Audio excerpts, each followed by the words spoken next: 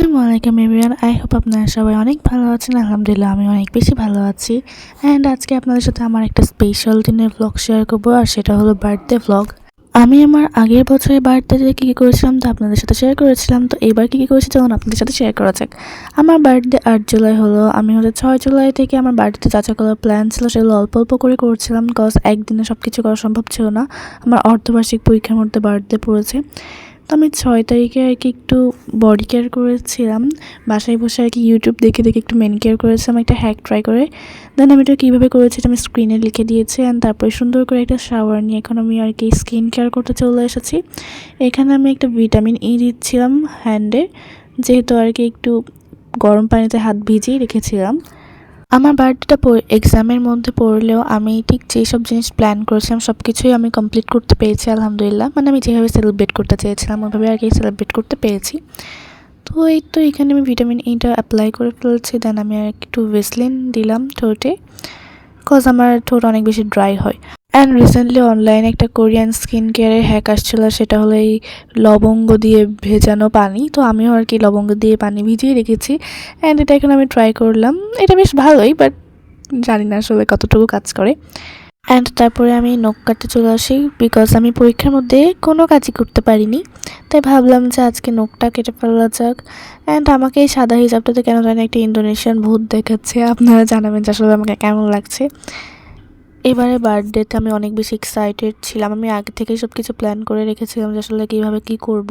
এরপরে আমি আমার নখের ভিডিও করে রেখেছিলাম, জানি না এটা আসলে আমি কেন করেছি। আসলে মনে হয় আপনাদেরকে দেখাচ্ছিলাম যে আমার নখ আসলে অনেক বড় হয়ে গিয়েছে। তাই এবার বার্থডেতে আমার সব ফ্রেন্ড আমাকে আগে আগে গিফট দিয়েছে, কারণ পরীক্ষার মধ্যে আসলে ওইভাবে গিফট দেওয়া কাউকে পসিবল ছিল না। আর আমার পরীক্ষার মধ্যে আরও একটা ফ্রেন্ডের বার্থডে ছিল, আমিও তাকে আগেই গিফট দিয়ে দিয়েছিলাম।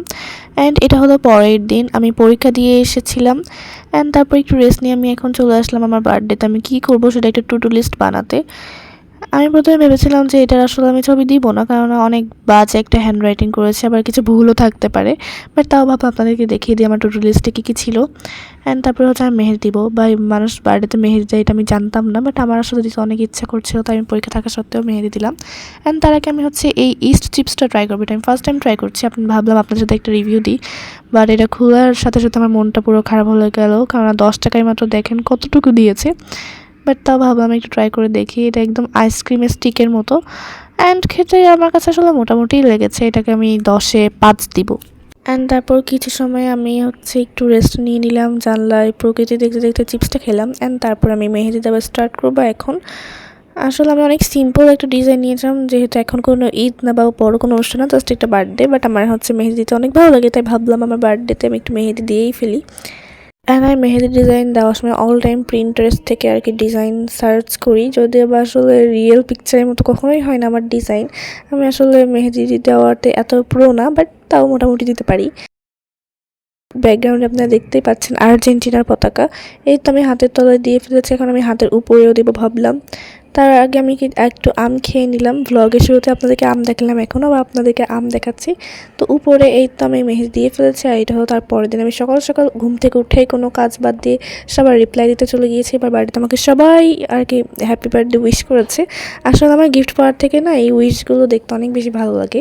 অ্যান্ড তারপরে আমি পড়তে চলে যাই খাওয়া দাওয়া করে, কারণ পরীক্ষা অবশ্যই পড়তে হবে, বার্থডে বলে কোনো কথা নেই। অ্যান্ড তারপরে পড়া শেষ করে দেখলাম জানলার ধারে 2টা পাখি বসে আছে, তাই একটু ভিডিও করে রাখলাম।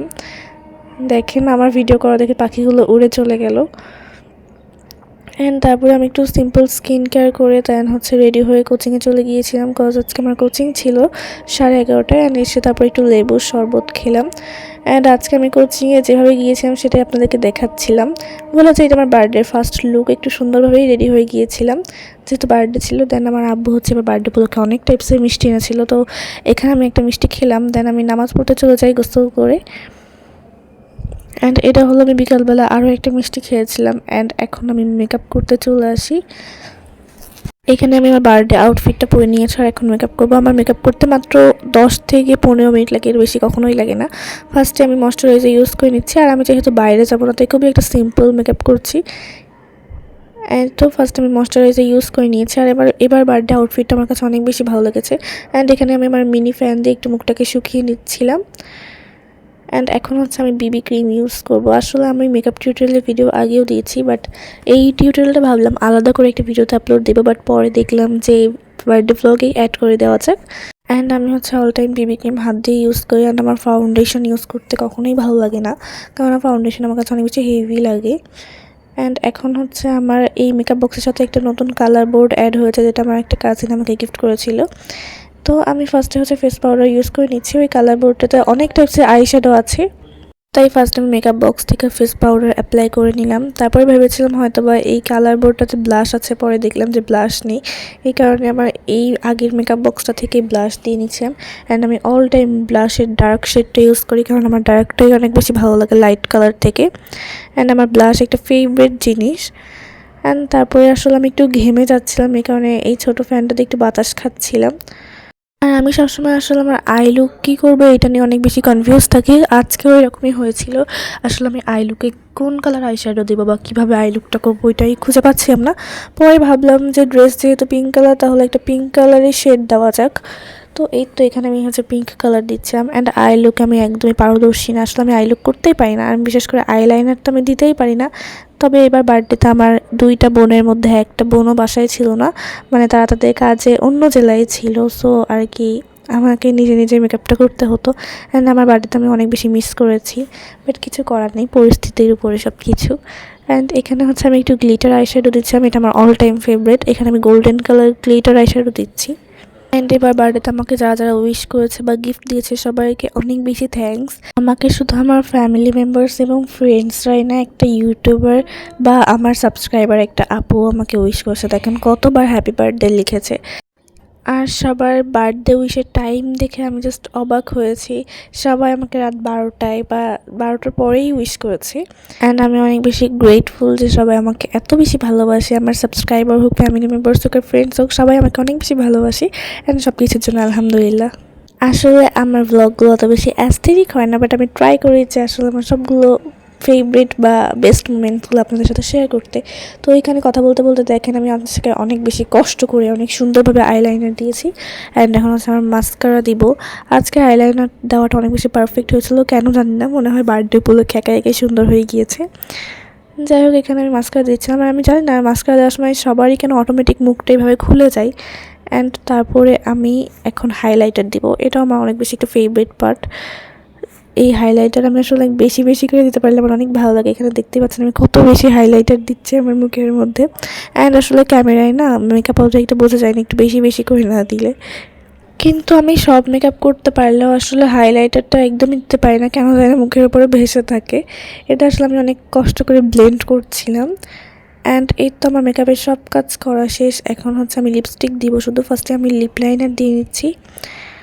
এখানে আমি একটা রেড বা অরেঞ্জ শেডের একটা, মানে মাঝামাঝি একটা শেডের একটা লিপ লাইনার দিচ্ছি।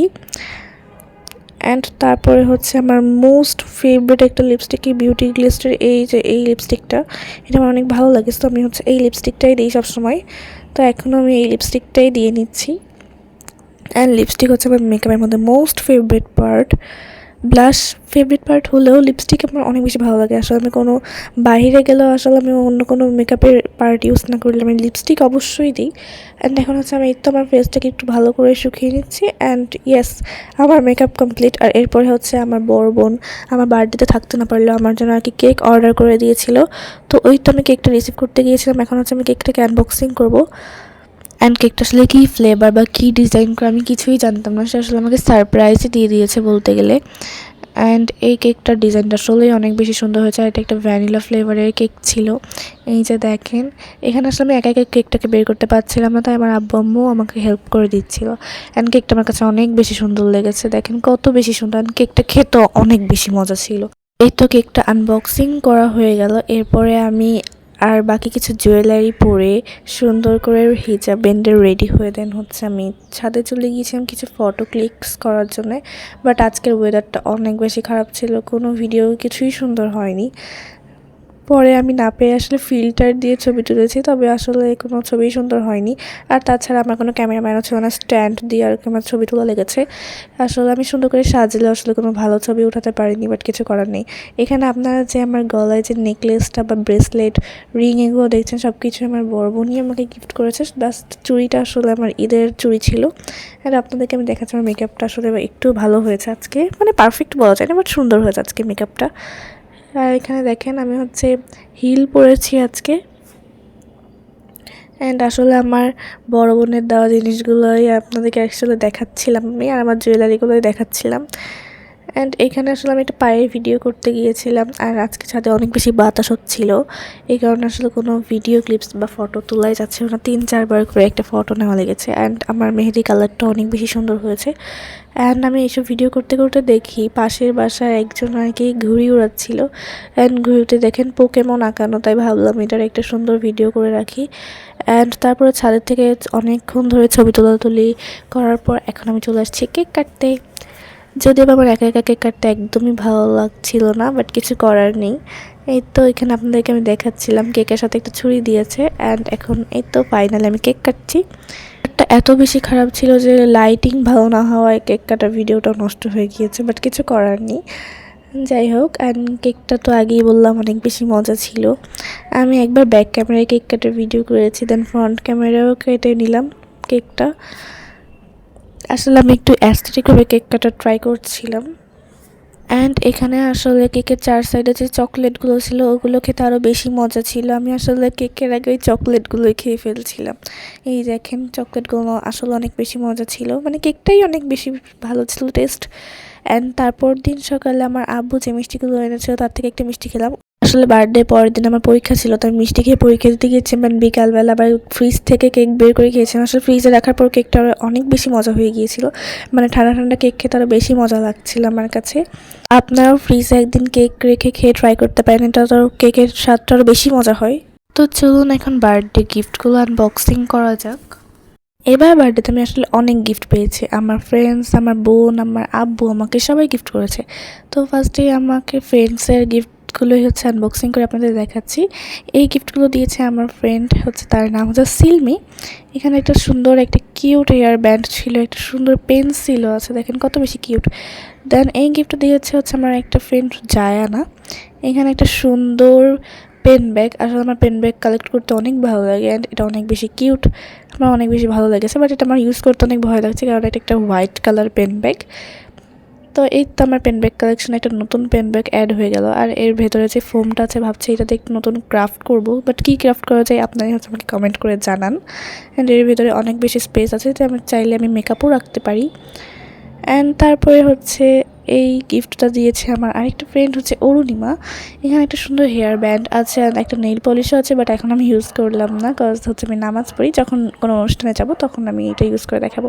অ্যান্ড এই গিফটটা দিয়েছে আমার ফ্রেন্ড হচ্ছে তৃষা। এখানে একটা সুন্দর পেন, একটা স্টিকার, একটা সুন্দর কিউট বার্থডে নোট ছিল, এটা আমার অনেক ভালো লেগেছে। এই ক্যান্ডেলগুলো দিয়েছে আমার ফ্রেন্ড হচ্ছে নওশিন। এই ক্যান্ডেলগুলো অনেক বেশি ভালো লেগেছে। আমি আমার সব ফ্রেন্ডদেরকে মেনশন করে দিচ্ছি, কজ আমার প্রত্যেকের গিফটগুলোই অনেক বেশি ভালো লেগেছে। অ্যান্ড এই ক্যান্ডেলগুলো আমার অ্যাস্থেটিক ভিডিওতে অনেক বেশি কাজে লাগবে।